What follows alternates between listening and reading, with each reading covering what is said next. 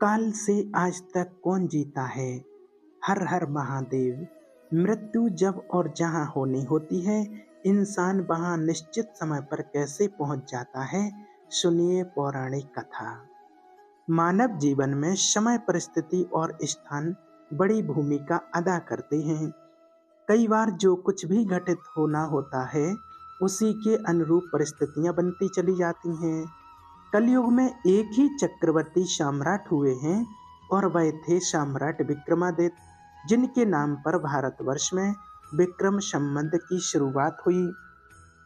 विक्रमादित्य एक बहुत ही पराक्रम, विद्वान, कुशल और प्रजापालक, धर्मज्ञ एवं परोपकारी राजा थे।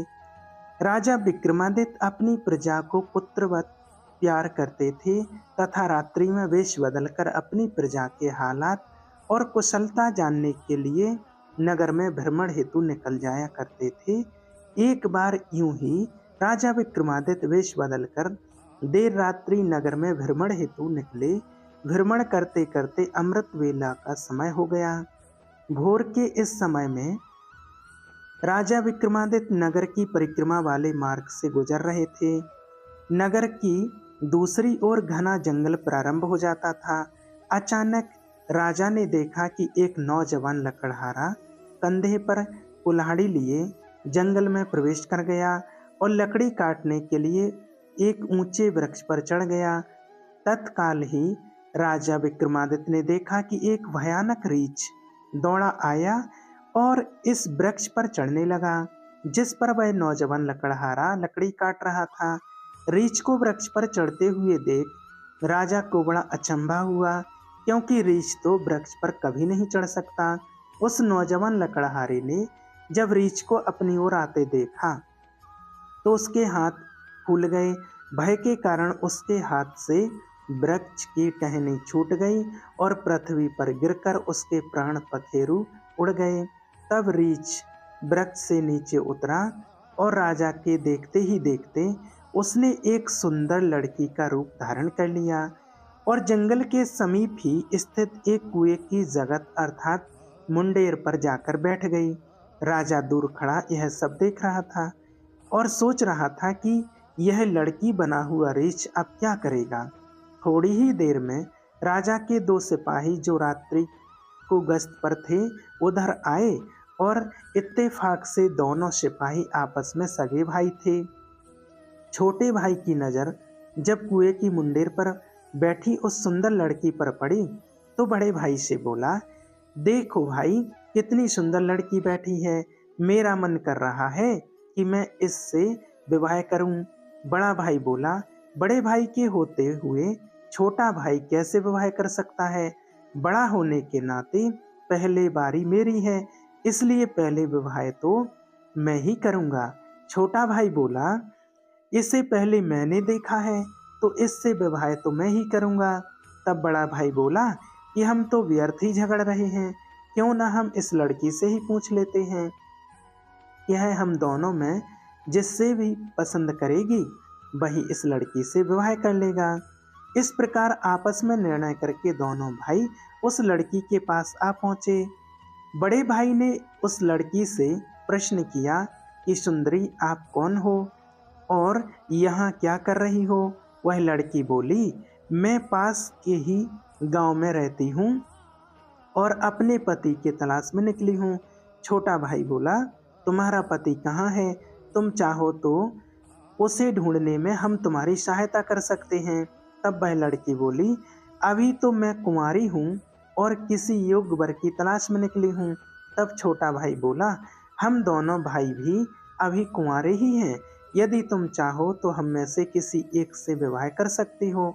लड़की बोली, मैं तुम दोनों में से एक से विवाह कर लूंगी, परंतु मेरी एक शर्त है। दोनों भाई बोले, क्या शर्त है तुम्हारी? लड़की बोली, तुम दोनों में से जो भी अधिक बहादुर होगा मैं उसी से विवाह करूंगी। इतना सुनते ही दोनों भाई स्वयं को एक दूसरे से श्रेष्ठ सिद्ध करने की इच्छा रखते हुए आपस में युद्ध करने लग पड़े थे। लड़ते लड़ते दोनों भाइयों ने तलवारें निकाली और एक दूसरे के पेट में आर पार कर दी। इस प्रकार तड़प तड़प कर दोनों भाइयों ने अपने प्राण त्याग दिए। तब वो लड़की जो जोर से हंसी और उठकर एक दिशा की ओर चल पड़ी। यह लड़की छलावा अब क्या करेगी, ऐसा सोचते हुए राजा विक्रमादित्य भी थोड़ी थोड़ी दूरी रखते हुए उस लड़की के पीछे पीछे चलने लगे। अब तक सूर्य भगवान भी पूर्ण रूप से उदय हो चुके थे, परंतु सम्राट विक्रमादित्य एक रीछ के वृक्ष पर चढ़ने और फिर एक सुंदर लड़की का रूप बदलने की विचित्र घटना अपनी आंखों से देखकर अपनी शुद्ध बुद्ध खो बैठे थे। उन्हें अपनी भूख और प्यास और राजपाट के विषय में कुछ भी ध्यान रहा तो केवल उस रहस्यमयी सुंदर लड़की के विषय में जानने की जिज्ञासा। अतः उस सुंदर लड़की का सावधानी पूर्वक दूरी बनाकर पीछा करते करते लगभग 200 कदम चलने के बाद राजा विक्रमादित्य के विश्वास की सीमा न रही, क्योंकि राजा विक्रमादित्य के देखते ही देखते एक का एक वही सुंदर लड़की अब एक लड़की नहीं रही थी, अब तो एक जहरीले नाग का रूप धारण कर चुकी थी। वह जहरीला नाग अब बड़ी तेजी से आगे बढ़ने लगा। कुछ दूर आगे चलकर एक नदी बह रही थी। वह भयानक जहरीला नाग नदी के किनारे पहुंचकर कुछ क्षण रुका और राजा के देखते ही देखते नदी में कूद गया। नदी के बीचों बीच एक नाव चल रही थी जिसमें 25-30 लोग सवार थे। वह जहरीला नाग उस नाव की तरफ बढ़ने लगा। सम्राट विक्रमादित्य किनारे पर खड़े सब कुछ देख रहे थे। देखते ही देखते वह जहरीला नाग उस नाव में कूद गया। नाग पर नजर पड़ते ही नाव में भगदड़ मच गई और अपनी जान बचाने के लिए लोग नाव से पानी में कूद पड़े। उनमें से जो लोग तैरना जानते थे वह तो तैरकर नदी से बाहर निकल गए और जो तैरना नहीं जानते थे वे सब लोग वहीं पानी में डूबकर मर गए। थोड़ी देर के बाद वह नाग नदी से बाहर निकला और नदी के किनारे किनारे आगे बढ़ने लगा। सम्राट विक्रमादित्य उसके पीछे पीछे चलने लगे। कुछ दूर जाकर राजा विक्रमादित्य को एक बार फिर आश्चर्यचकित होना पड़ा, क्योंकि उस नाग ने एक बार फिर अपना रूप बदला। अब वह एक वृद्ध ब्राह्मण के रूप में था। राजा विक्रमादित्य ने सोचा, इस बार इस रहस्यमय प्राणी के बारे में जानकारी लेने का अब उचित अवसर है, क्योंकि अब यह व्यक्ति वृद्ध ब्राह्मण के रूप में है। अब मैं इसके बारे में सरलता से पूछ सकता हूँ। यह सोचकर राजा विक्रमादित्य शीघ्रता से उस रहस्यमय ब्राह्मण की ओर बढ़ने लगे। राजा विक्रमादित्य तो उस छलावे रहस्यमय वाले का पीछा कर रहे थे। अब राजा विक्रमादित्य तेज तेज चलते हुए उस वृद्ध ब्राह्मण छलावे के सम्मुख पहुंच गए और उससे हाथ जोड़कर प्रणाम किया। वृद्ध ब्राह्मण ने भी हाथ उठाकर अभिवादन स्वीकार किया। तब राजा विक्रमादित्य ने उससे प्रश्न किया, आप कौन हैं? वह बोला, तुम्हें दिखाई नहीं देता, ब्राह्मण हूँ। राजा बोला, आप सत्य नहीं बोल रहे हो, आप ब्राह्मण तो नहीं हो। वह बोला, तो फिर तुम ही बता दो मैं कौन हूँ। राजा बोला, तुम वह नहीं जो नजर आ रहे हो। वह बोला, मैं तो जो कुछ हूँ तुम्हें इससे क्या लेना देना, तुम अपने काम से काम रखो और अपना रास्ता नापो। राजा बोला, मैं सच्चाई जाने बिना आपका पीछा नहीं छोड़ूंगा, आपको सच्चाई बतानी ही पड़ेगी। वह बोला, मैंने तुम्हें बताया कि मैं एक ब्राह्मण हूँ। राजा बोला, आप मुझसे झूठ नहीं बोल सकते, मैं आपका कब से पीछा कर रहा हूँ। अब जब आप रीछ बने हुए थे उस समय आपने उस नौजवान लकड़हारे को मारा, फिर आप एक सुंदर लड़की बनी और उन दोनों सिपाही भाइयों को एक दूसरे के हाथों मरवा दिया। फिर आपने एक जहरीले नाग का रूप धारण करके नदी में छलांग लगाकर और नदी पार कर रही नाव में घुस गए और तुम्हारी दहशत से कारण नाव में सवार यात्रियों में भगदड़ मच गई। नाव पलट गई और आधे यात्री नदी में डूबकर मर गए। अब आपने वृद्ध ब्राह्मण का रूप धारण किया हुआ है, अब सीधी तरह से सच सच बता दो, आप कौन हो। वह बोला, यदि ना बताऊं तो। यह सुनकर राजा ने अपनी तलवार निकाली और बोले, तो फिर मरने के लिए तैयार हो जाओ। तुम जानते नहीं यह राजा विक्रमादित्य की नगरी है। और मैं राजा का वफादार नौकर हूँ। इस धर्मात्मा राजा की नगरी में इतने लोगों की जान लेकर तुम जीवित बचकर नहीं जा सकते। अब मरने से पहले जल्दी से यह बता दो कि तुम कौन हो। राजा विक्रमादित्य की यह धमकी सुनकर वह वृद्ध ब्राह्मण जोर जोर से खिलखिलाकर हंस पड़ा और बोला, मैं जानता हूँ यह महाप्रतापी सम्राट विक्रमादित्य की राजधानी है, और मैं यह भी जानता हूँ कि तुम ही विश्व प्रसिद्ध सम्राट विक्रमादित्य हो। फिर भी एक बात जान लो कि तुम मुझे नहीं मार सकते, बल्कि एक दिन ऐसा आएगा कि मैं ही तुम्हें मरने के लिए विवश कर दूंगा। उसके यह बोल सुनकर राजा विक्रमादित्य सोचने लगे कि जिसने इस वेश में भी मुझे पहचान लिया, वह कोई छोटी मोटी हस्ती तो हो नहीं सकती। तो राजा थोड़े विनम्र होकर बोले, अब आपने मुझे पहचान ही लिया तो कृपया आप मुझे बताइए कि आप कौन हैं। तब वह ब्राह्मण बोला, किसी ने सत्य ही कहा है कि संसार में 4 प्रकार के हट प्रसिद्ध हैं, राजहट, बालहट, त्रियाहट और योगहट। तुम राजा हो, राजहट पर अड़े हो, बिना मेरी सच्चाई जाने बिना मानोगे नहीं, इसलिए मुझे बताना ही पड़ेगा कि मैं कौन हूँ। अतः राजन, अब ध्यान लगाकर सुनो कि मैं कौन हूँ और तुम्हारी राजधानी में क्यों आया हूँ। तब उस वृद्ध ब्राह्मण ने बताना शुरू किया, हे राजन, मैं तुम्हें बताता हूँ कि मैं कौन हूँ। जो भी मैं बताऊंगा एक एक शब्द ध्यान लगाकर सुनना। मेरा नाम काल है। तुम जानते हो कि इस संसार में जितने भी प्राणी जन्म लेते हैं उनकी मृत्यु निश्चित है, इसलिए इस भूमि को मृत्युलोक भी कहा जाता है। जब प्राणी माता के गर्भ में आता है तो उसके पूर्णांग बनने के बाद आत्मा उसमें प्रवेश करती है, अर्थात वह सजीव होता है। इस समय इसकी मृत्यु का समय, स्थान और परिस्थिति, अर्थात मृत्यु किस प्रकार से होगी, यह भी विधाता की ओर से निश्चित किया जाता है। राजन, तुम यह भी जानते हो कि दुनिया के हर प्राणी के जन्म और मृत्यु का लेखा चित्रगुप्त के पास है। जब भी किसी प्राणी की मृत्यु का समय आ जाता है तो वह धर्मराज को सूचित करते हैं, क्योंकि सभी प्राणियों की मुक्ति मृत्यु का विभाग भगवान शिव के पास है। अतः धर्मराज उस प्राणी को मृत्यु प्रदान करने की आज्ञा भगवान शिव से मांगते हैं।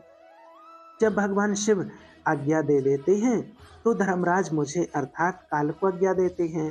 तब मैं मृत्यु लोक अथवा पृथ्वी पर आता हूँ। मुझे यह पता होता है कि किस प्राणी की किस समय किस स्थान पर और किस परिस्थिति में मृत्यु होगी। मैं उस प्राणी को निश्चित समय पर इस निश्चय स्थान पर लेकर जाता हूँ अथवा पहुँचा देता हूँ जहाँ उसकी मृत्यु लिखी हुई है अथवा निश्चित है, और जिस प्रकार से उसकी मृत्यु लिखी गई है मैं उस स्थान पर वैसे ही परिस्थितियों अथवा हालात बना देता हूँ। उस लकड़हारे को मैंने नहीं मारा। राजा विक्रमादित्य बोले, तो फिर तुम झूठ बोल रहे हो, मैंने स्वयं अपनी आंखों से देखा है। उस लकड़हारे की मृत्यु का कारण तुम ही थे।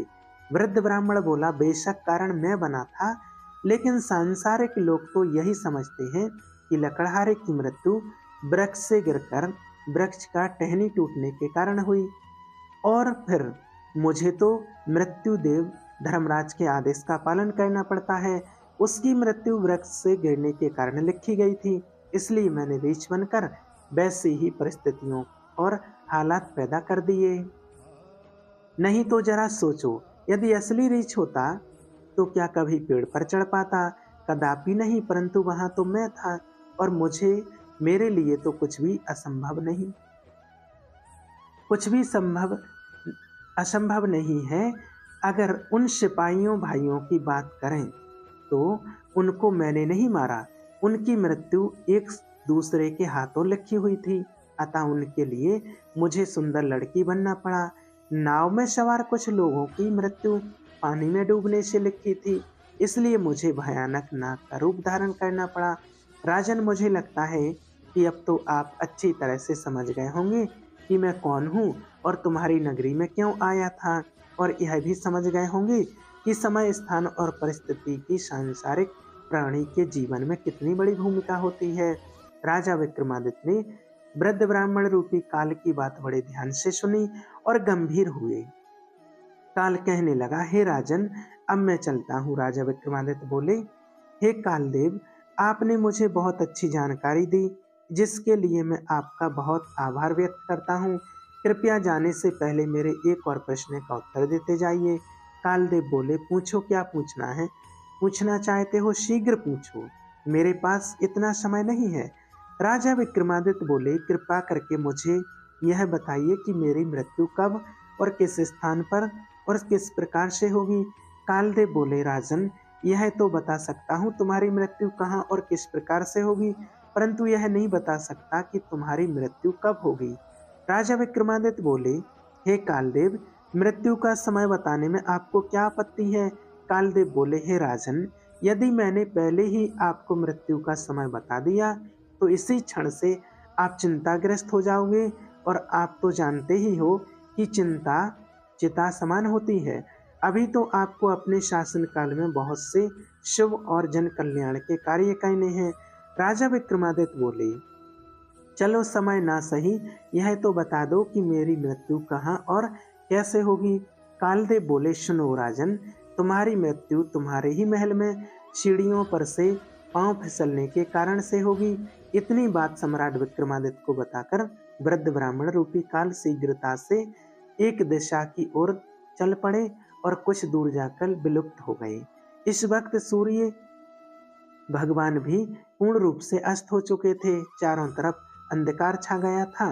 राजा विक्रमादित्य अब तक शारीरिक और मानसिक रूप से थक चुके थे, अतः मन में गहन सोच विचार लिए हुए तेज कदमों से अपने महल की ओर प्रस्थान कर गए। और आगे चलकर सचमुच ऐसा ही हुआ। राजा विक्रमादित्य की मृत्यु अपने महल की सीढ़ियों से फिसलकर गिरने से हुई थी, और इस कथन की पुष्टि इतिहासकारों ने भी की है। जय राजा विक्रमादित्य। हर हर महादेव। अगर वीडियो पसंद आई हो तो हमारे चैनल को सब्सक्राइब करें। धन्यवाद।